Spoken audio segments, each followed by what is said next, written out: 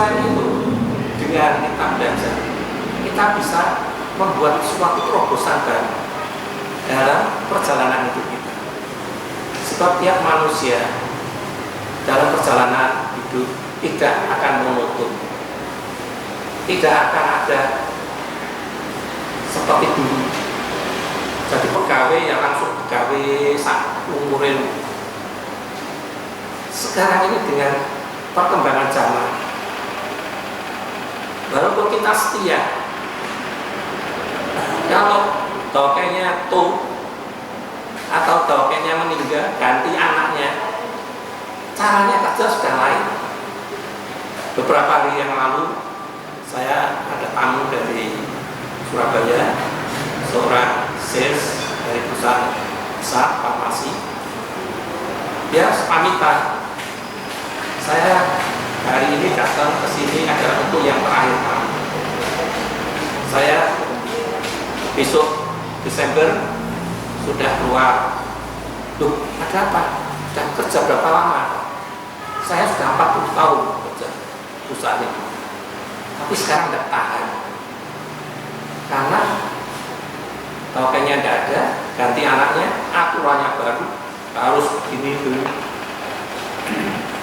aturannya ini, buat program ini. Saya biasa keliling, lalu disuruh kalau di kantor membuat program perkiraan si A yang saya datangi, ambil sekian, perkiraannya pakai barang ini berapa lama supaya disediakan. Ada satu perusahaan yang umpamanya saya pakai minyak kenangan gitu ya, ambil dari perusahaan dia A. Kalau perusahaan B ada minyak kenangan yang lebih murah atau lebih baik, saya akan pindah, kita ambil dari. Nah, orang ini juga dimintai pertanggungjawaban. Mengapa dulu kamu membuat program ini, kok sekarang berhenti? Ada bagaimana? Masih jalan atau tidak?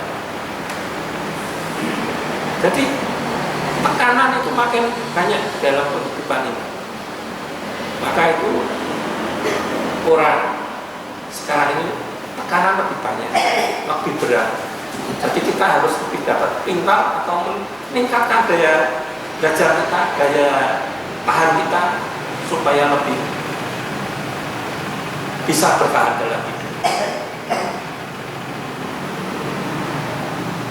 Maka untuk itu saya ada ayat-ayat yang setelah saya ambil. Sebab di kitab Sesu ini betapa sulit pun kehidupan, di sini sudah ada jawabannya. Jadi saya akan mengambil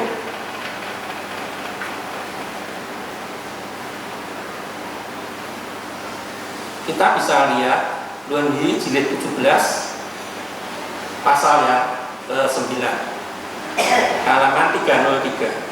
Kalau mau lihat bisa. Nabi bersabda, murid-murid, mengapakah engkau tidak mempelajari kitab saja? Dengan mempelajari kitab saja, kamu akan dapat mengembangkan pikiran, dapat mawas diri, beroleh pedoman pergaulan, dan mengatasi kesedihan. Dalam hal yang dekat, dapat kau gunakan untuk mengabdi kepada orang tuamu, dan dalam hal yang jauh dapat kau gunakan untuk mengabdi kepada pimpinan, dan lebih jauh lagi kamu dapat mengenal nama barang, burung, hewan, rumput, dan pohon-pohonan. Jadi Nabi juga mengatakan kita harus belajar. Lalu yang kedua, kita lihat ayat Luanhi 14 pasal yang ke-24 halaman 262.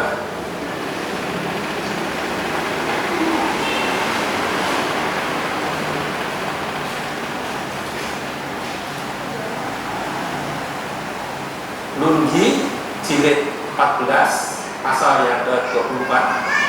Nabi bersabda, zaman dahulu orang belajar bertujuan membina diri. Sekarang orang belajar bertujuan memperlihatkan diri kepada orang lain. Jadi cara belajar orang dulu sama orang sekarang itu sudah baik. Dulu untuk membina diri supaya baik, bermoral baik, hidupnya tenang, tentram. Tapi itu tidak cukup kesana. Tenang, tentram, kalau tidak punya kepintaran, penghasilan tidak ada, gaji tidak cukup, lapar, apa yang kita katakan? Jadi kita harus belajar untuk memperlihatkan diri. Saya punya ijazah ini, saya punya keterampilan ini, saya punya. Kamu berani berapa? Gaji saya berapa? Sekarang istilahnya begitu.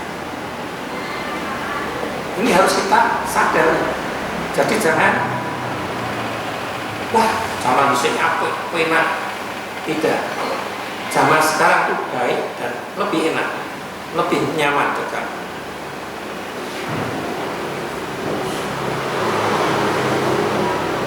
Kalau kita bilang baik, nyaman, itu maaf ya, cara berpikirnya orang tukang becak. Tukang becak dulu tidak ada saingan, kemana-mana orang butuh becak. Tapi sekarang tukang becak mati. Sekarang tinggal Gojek atau apa yang mobil Grab, ya, sudah kemana-mana cepat, dan buka lebih enak. Kita ke Solo Baru kalau naik becak berapa 50.000 tidak mau, tapi kalau ke sana 20.000 atau 25 sudah bisa sampai dan lebih cepat. Maka kalau kita kan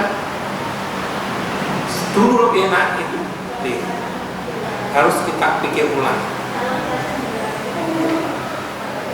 Jadi ini harus kita sadari bahwa kemajuan zaman itu harus kita ikuti dengan cara berpikir kita yang mengikuti zaman. Maka kita harus belajar dan itu sesi waktunya. Lalu saya urutkan ya ini supaya saya kalau saya tulis ini supaya urut. Kalau tidak saya nanti apa ya gambarkan ini panjang, nanti yang pokok tidak saya tahu. Belajar yang paling baik itu dimulai dari waktu kita masih muda, karena pikiran kita masih kosong, masih apa ya, belum isi apa-apa ya. Jadi pelajaran waktu masih kecil itu sampai sekarang masih kita ingat sampai tua. Jadi dulu saya sekolah di Songgasi Usia. Jadi sekarang masih ingat dulu kelas 1 pelajarannya apa? Hiu sapi, jak kambing, jauh rumput, buah bunga, selalu gitu. Tidak ada perubahan kurikulum. Begitu juga waktu anak saya tidak ada sekolah budi. Ini buku budi, buku ini ya budi apa? Itu masih saya ingat. Jadi kalau ada orang namanya Budi, saya ini buku budi, ya masih ingat. Jadi pelajaran kecil masih kita ingat. Tapi berhubung dengan bertambahnya usia, bertambah pelajaran, bertambah banyak urusan, maka otak ini menjadi makin susah. Jadi kita kalau belajar itu tidak bisa langsung bisa terima, langsung bisa memahami segala sesuatu. Jadi kita harus memerlukan suatu analisa yang baik bagaimana kita ini bisa menerapkan pelajaran itu. Dan Nabi juga mengatakan di dalam kitab Tumyu, kita lihat di halaman 69.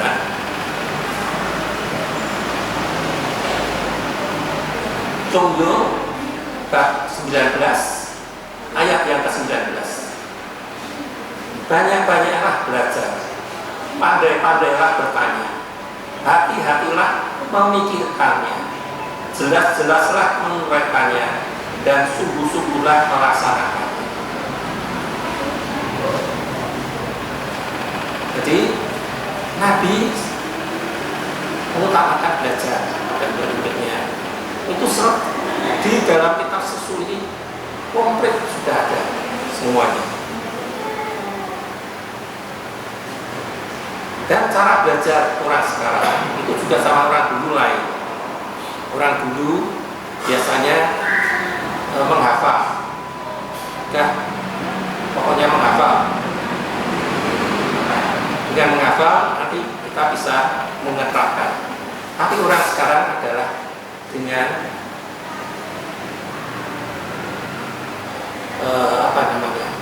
mengerti dan bisa menguraikan satu persatu, bisa menganalisa.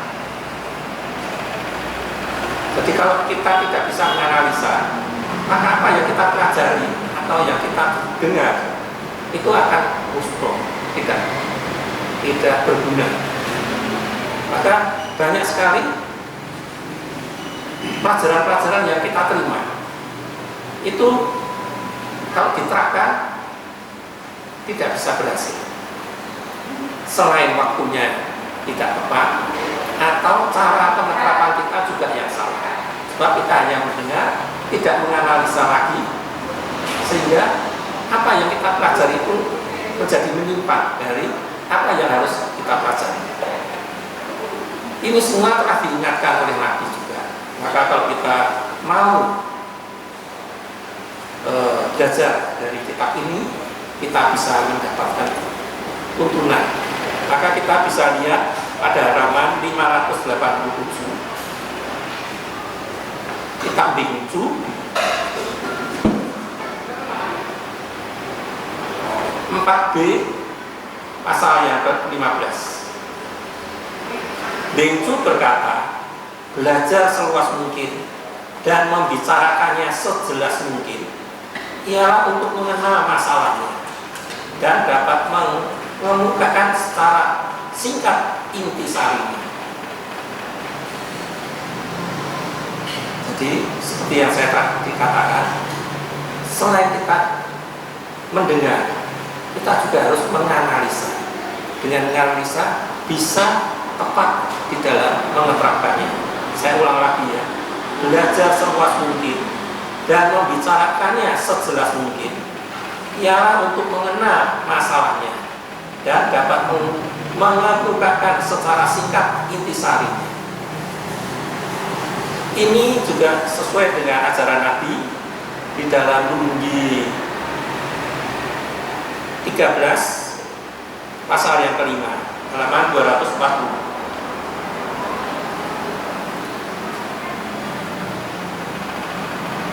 Nungi 13 pasal yang kelima. Nabi bersabda, orang yang hafal keluar kepala ke 300 nyanyian dalam kitab Sanja, kitab Suci, itu isinya 300 ayat. Jadi ini Nabi sudah mengatakan ke 300 nyanyian dalam kitab Sanja. Orang itu hafal, tetapi di dalam memangku jabatan negara tidak dapat berhasil. Diutus ke luar negeri tidak dapat memberi keterangan dengan tegas. Sekalipun ia belajar lebih banyak, apa gunanya? Jadi Nabi mengatakan belajar itu harus yang berguna. Jangan menghafal, tetapi tidak bisa menerapkan. Lalu kita lihat halaman 326.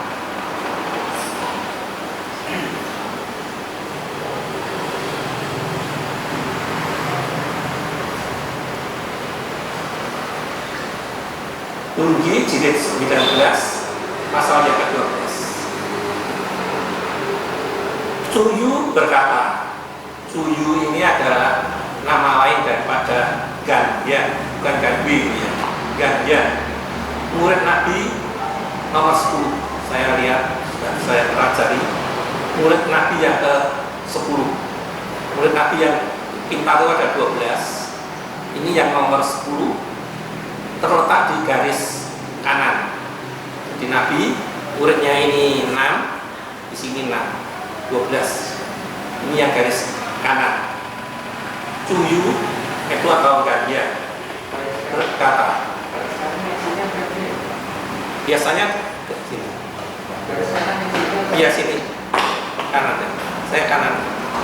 Ya orang depan kan kanan ini. Kanannya Nabi ya. Nabi kan ke sana. Kalau kita sembahyang pada Nabi kan ya. Cuyu berkata, murid-murid Suhe hanya diberi pelajaran mengira, menyaku, tanya jawab, menghadap, dan mengundurkan diri. Ini boleh juga, tetapi bukankah tidak memadai? Kalau pelajaran-pelajaran pokok tidak diberikan sebagaimana adanya. Lalu Suhe mendengar. Suhe itu juga salah satu murid Nabi. Dia murid yang kelima, termasuk tingkat kelima. Murid baris di kiri Suhe. Nama lain dari Suhe adalah Poxian. Poxian ya.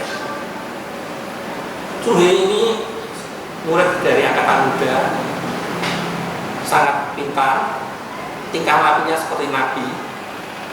Dan setelah Nabi wafat, murid-murid lain menganggap bahwa ini Suhe ini seperti Nabi, maka dia akan memberi penghormatan pada Suhe seperti menghormati Nabi. Tapi ditentang oleh Chengzu bahwa Nabi itu tidak tergantikan. Jadi ini sebagai tambahan, supaya kita baca bisa tambahan ada pengertian pada murid-murid Nabi. Ketika Suhe mendengar hal ini berkata, oh sungguh salah Gandhi itu gantian tadi. Saya Yuni teman saya enggak. Cara mengajar seorang kunci mendahulukan apa yang harus didahulukan, membelakangkan apa yang harus dibelakangkan. Ilmu itu ialah sebagai rumput dan pohon-pohonan, dapat pula digolong-golongkan menurut jenisnya.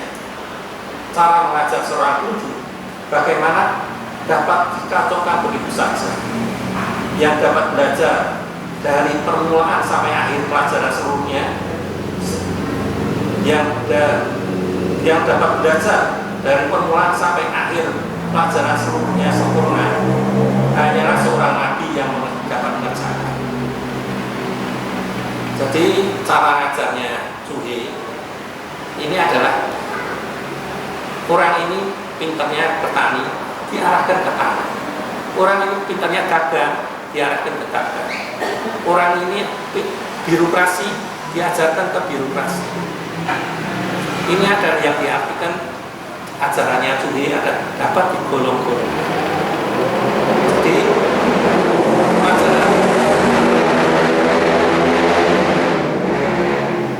pelajaran Nabi itu kan dulu kurikulumnya dia akan 6.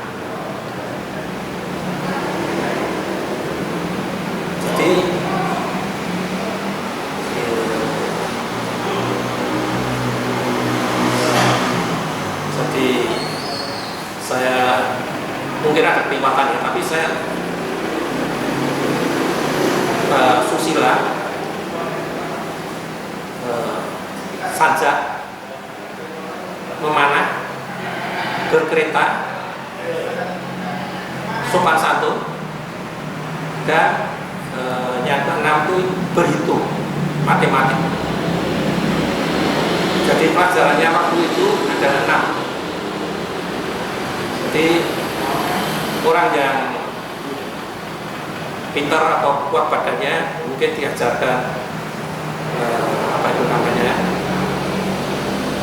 memanah dan berkereta. Orang yang otaknya pintar belajar berhitung. Lalu yang senang birokrasi itu sunya su buku ya, itu sunya 2, su buku sama su itu su hitung. Lalu itu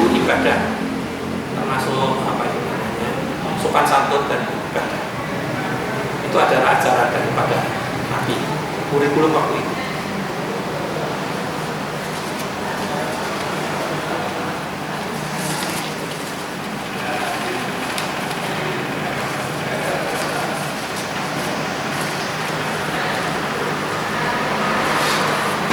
Lalu bagaimana orang yang pintar? Kalau orang yang pintar itu zaman dulu dinamakan kuncu atau cinci. Tapi orang sekarang atasan kuncu atau orang pintar itu sulit. Maka saya mengambil dari buku lain, yaitu Butir-butir Mutiara Kesuksesan. Ini adalah buku dari Amerika. Pengarangnya kurang tidak disebut, tapi adalah dari buku A Treasure of Success Unlimited. Ini diterjemahkan oleh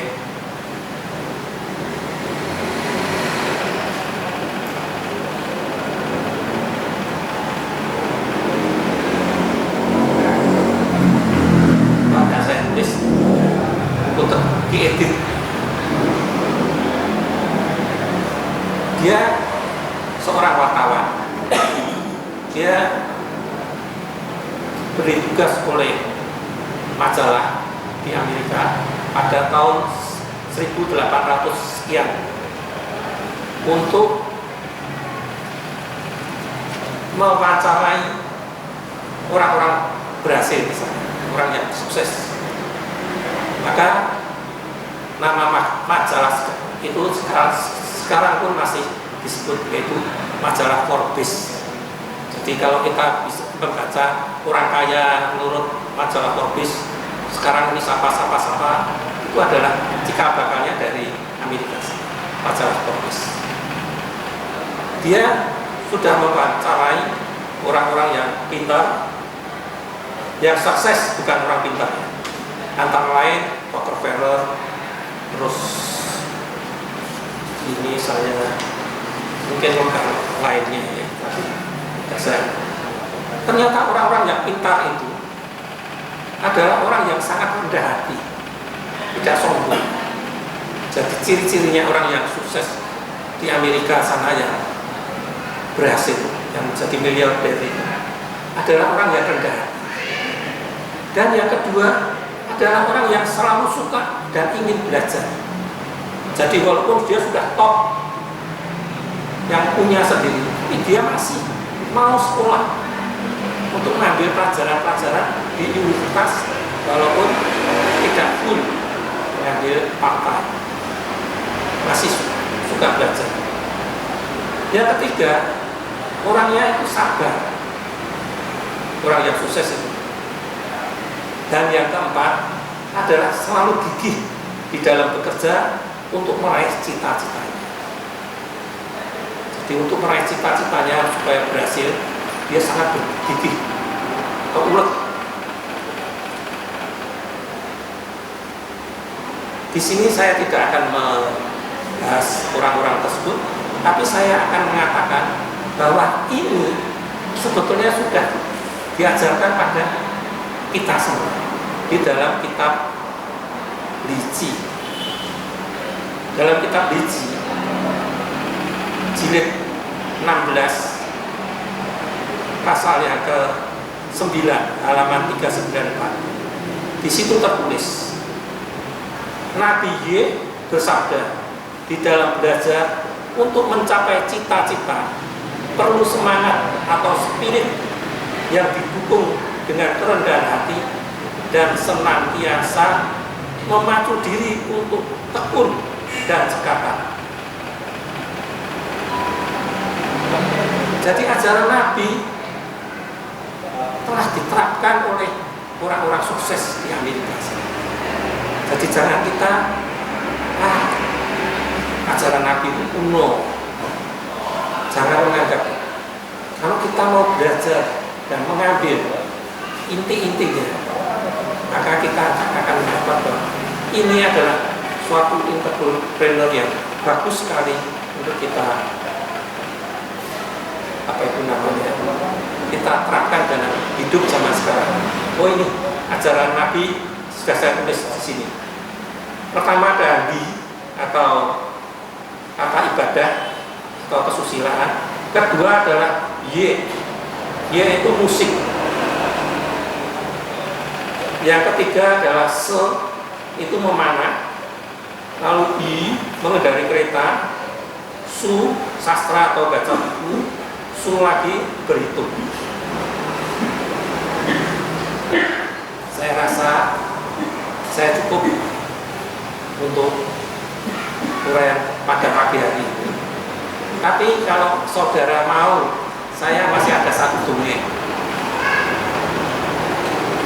Walaupun dongeng ini tidak berkaitan dengan agama kita, tapi berhubung saya membaca di WA-nya Matakin, ada Patsiat 8 dewa.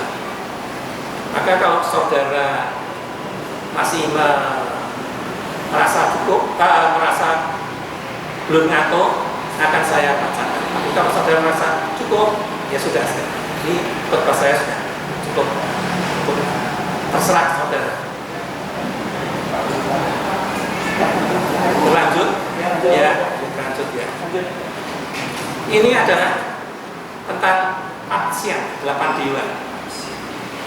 Kalau dulu kita mendengar Patsiat, maka kita bayangan kita Patsiat itu satu generasi. Ternyata Patsiat itu tidak satu generasi. Jadi Patsiat ini yang saya ambil adalah dari ini ada Lutongpin.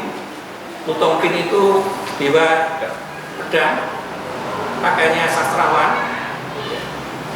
Ini mendapat gelar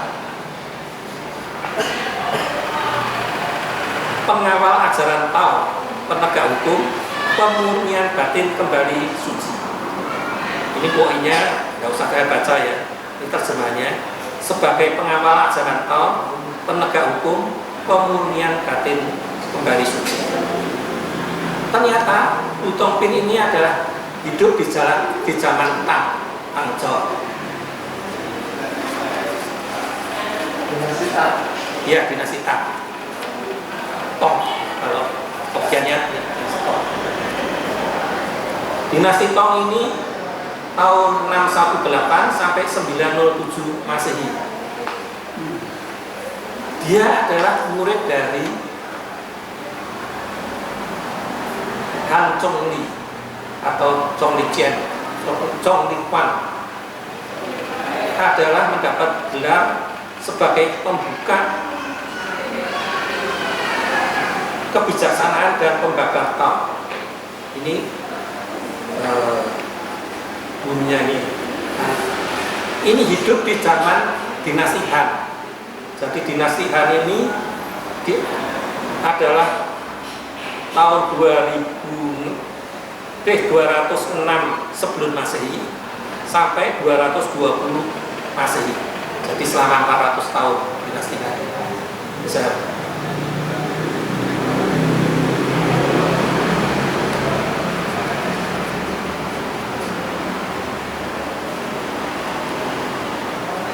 Lutongpin ini lahir dari ayah dan kakeknya adalah pegawai pengadilan. Jadi dia termasuk keluarga yang cukup. Waktu lahir ada keajaiban, ini tidak saya bahas. Tapi waktu dia sudah bisa baca, dia bisa menghafalkan. Itu waktu belum ada sesu ya, masih ucing ya, Tangzhou. Jadi dia bisa menghafalkan ucing dengan baik, ajaran Nabi dengan baik. Dan dia mendapat ajaran dari seorang guru dari Gunung Busan, yaitu Dewa Naga Api, yang bisa mengajarkan pedang dengan baik. Tetapi nasibnya Lutongpin ini kurang baik. 2 kali dia ujian ke Chang'an, kota itu negara Tong, ya. Tapi dia 2 kali gagal, sehingga dia sangat frustasi. Pada suatu hari dia itu mabuk-mabukan. Nah, waktu mabuk itu datang Hancongli. Lo ketahui bahwa ini mabuk, dia bilang, wah kalau kamu minum sendiri kurang enak. Bagaimana kalau kita minum bersama? Wah, diajak minum sampai mabuk.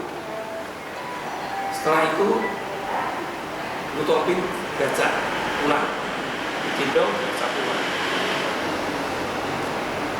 Waktu dia mabuk, dia tertidur, dia itu mimpi bahwa dalam kehidupannya itu dia sudah jadi menteri, lulus ujian menjadi menteri. Karena dia sangat jujur dan dia sangat mencintai negaranya. Dia memberi nasihat pada raja, pada kaisar.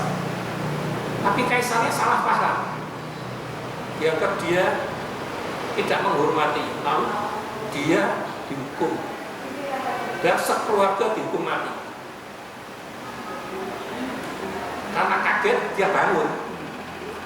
Ya jadi, ternyata kalau dia lulus, jalan hidupnya seperti ini. Lutopin bisa melihat jalan hidupnya dari cuma hanya tidur itu. Ini keajaiban ya, cuma cerita dongeng, jangan dipercaya ya. Lalu dia minta ajaran pada Hancongli. Setelah diajari, lalu diuji bagaimana perilakunya selama menekuni ajaran itu, ajaran Tao. Waktu belajar, ayah ibunya meninggal, bagaimana dia merelakan dan bagaimana dia menolong orang yang kurang mampu. Lalu bagaimana dia waktu berdagang ditipu, tapi dia juga rela, tidak marah. Bagaimana dia menolong orang, tapi orang yang ditolong tanah marah-marah. Jadi apa itu namanya? Merasa salah paham, Pak. Aku bukan orang minta-minta dikasih seperti pengemis. Dia juga menerima. Lalu dia juga menyelamatkan kawanan domba atau hewan dari harimau mineral buas. Untuk cerita-ceritanya dia berbuat baik. Lalu pada suatu hari dia juga akan bertanam. Waktu dia menggali tanah, dia menemukan emas. Lalu dia tidak mau mengambil tanah emas itu dibulung lagi supaya kembali. Tidak, dia tidak mengambil. Lalu ujian yang terakhir adalah waktu dia membeli tembikar, gentong itu dari tembaga. Tapi setelah sampai rumah, ternyata tembikar itu menjadi emas. Dia tidak mau, dia kembalikan pada pedagang. Ini keliru. Saya beli tembaga kok kasih emas. Jadi dia tidak mau dalam itu serakah ya. Karena walaupun tetap baik tapi kan tidak jujur, kan dikembalikan. Itu adalah ujian-ujian yang dia hadapi untuk mendapat hasil yang baik, ajaran dari pengamalan ajaran Tao. Lalu dia ke suatu desa, lewat suatu desa tersebut itu sedang diganggu oleh terenggiling raksasa. Jadi suatu binatang yang sangat besar berbentuk terenggiling itu merusak dan memakan penduduk desa. Dia menolong tapi tidak berhasil. Berkelahi sampai bertempur sampai setengah hari, dia tidak bisa. Lalu dia menemui dewa di langit. minta petunjuk bagaimana caranya dia bisa menerima punya alat atau caranya bisa memusnahkan terenggiling itu. Dan dia oleh dewa tersebut kasih tahu supaya mengambil tusuk konde dari ibu Mahasuri Dewa.